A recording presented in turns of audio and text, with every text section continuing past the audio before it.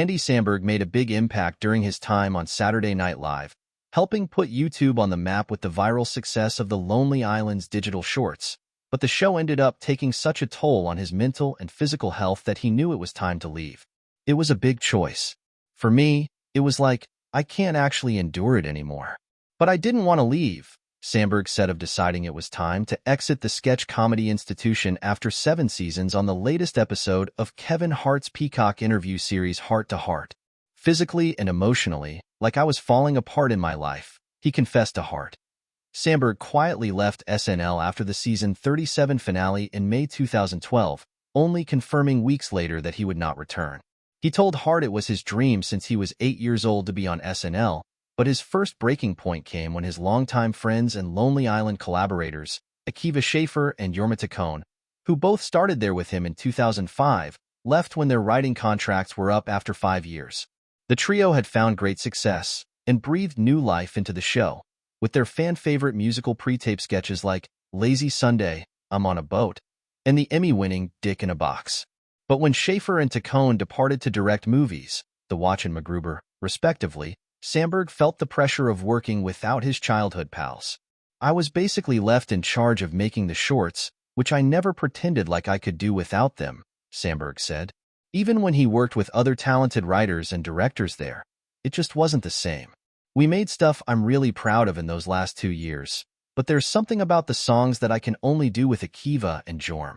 It's just how it is, we're just a band in that way, he acknowledged. After 7 seasons, SNL's grueling schedule finally caught up with him. Physically, it was taking a heavy toll on me, and I got to a place where I was like I hadn't slept in 7 years basically, Samberg explained. We were writing stuff for the live show Tuesday night all night, the table read Wednesday, then being told now come up with a digital short so write all Thursday, and Thursday night, don't sleep, get up, shoot Friday, edit all night Friday night and into Saturday. So it's basically like 4 days a week you're not sleeping, for 7 years. So I just kind of fell apart physically. Samberg said he consulted with other alums, namely Amy Poehler, who he'd overlapped with on the cast for 4 seasons before she'd moved on to Parks and Recreation. She told him sitcoms had a pretty chill schedule in comparison, but he was still on the fence about walking away. I had talked to Poehler and other people that had already gone. I was like, once I go, when I have an idea, I can't just do it, he recalled. The craziest thing about working there is once you get going, if you're just in the shower and you have an idea that can be on television in 3 days, which is the most like intoxicating feeling. To make matters worse, the show didn't want to lose him. They told me straight up, we prefer you would stay.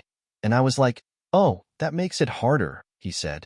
But I just was like, I think to get back to a feeling of like mental and physical health, I have to do it. So I did it, and it was a very difficult choice. He stressed of finally pulling the plug. He noted that achieving his childhood dream of starring on SNL put less pressure on the rest of his career. Even if it doesn't go as well, I got to do the thing I wanted to do, so everything past this point is icing, he remembered thinking. Samberg went on to star on Brooklyn Nine-Nine for 8 seasons, re-team with his Lonely Island partners to make Popstar. Never Stop Never Stopping, lend his voice to the Hotel Transylvania franchise, host the Emmys, co-host the Golden Globes, and star in the existential rom-com Palm Springs, which broke Sundance Film Festival records when it sold for $22 million in 2020. He returned to host SNL in 2014 and has made 5 other cameo appearances since leaving, but has not been back on the Studio 8H stage since 2018. His fondness for the show remains, as evidenced on the Lonely Island and Seth Meyers podcast, on which Samberg, Schaffer, and Taccone are currently revisiting every digital short they created at SNL, joined by former cast member and head writer Seth Meyers. It sounds very corny and rehearsed, but I'm just always like I still can't believe I get to do comedy for a living, Samberg shared with Hart. It's all I wanted to do. I got to be on SNL. It went way better than I expected. Samberg's full interview on Heart to Heart is available now on Peacock.